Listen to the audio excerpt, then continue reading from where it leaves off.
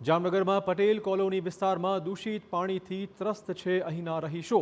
છેલ્લા 6 મહિનાથી દૂષિત પાણીની સમસ્યાથી રોગચાળો વકર્યો હોવાનો પણ આરોપ મૂકવામાં આવ્યો છે। દુર્ગંધયુક્ત અને દૂષિત પાણીનું વિતરણ થતાં રહીશોમાં રોષનો માહોલ છે। સ્થાનિકો બહારથી પાણી મંગાવવા મજબૂર થયા છે। રજૂઆતો છતાં આ સમસ્યાનો ઉકેલ ન આવ્યો હોવાનો આરોપ સ્થાનિકોએ મૂક્યો છે।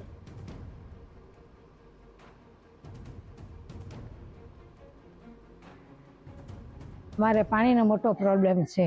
ગંદુ પાણી આવે છે। અમે અરજી બી આપી, કોઈ કંઈ પગલાં લેતું નથી।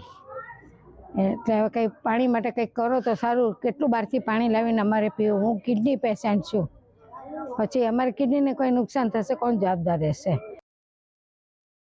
કે સતત દૂષિત પાણીની સમસ્યાથી લોકોના આરોગ્ય પર અસર પડી રહી છે, જેના કારણે સ્થાનિકો બહારથી પાણી મંગાવવા મજબૂર છે।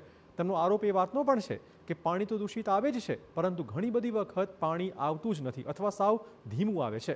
ત્યારે સમગ્ર મામલે રજૂઆતો છતાં સ્વચ્છ પાણી ન આવવાથી લોકોમાં તંત્ર સામે રોષનો માહોલ છે।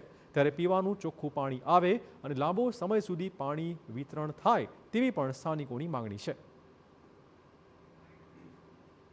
સ્ટેન્ડવાળા માણસો આવે છે, નાના બાળકો અહીંયા રહે છે, તો બધા માંદા પડશે તો કેવી રીતે થશે? પીવાનું પાણીનું શું કરવાનું? અમારે બોટલ કેટલા દિવસ લેવાની પછી? એટલે પ્લીઝ આ રિક્વેસ્ટ છે કે આનું કંઈક જલ્દી સોલ્યુશન લઈ આવું અને પાણી થોડુંક વધારે ટાઈમ આપો। પાણી સાવ ધીમું આવે છે ને આવતું નથી।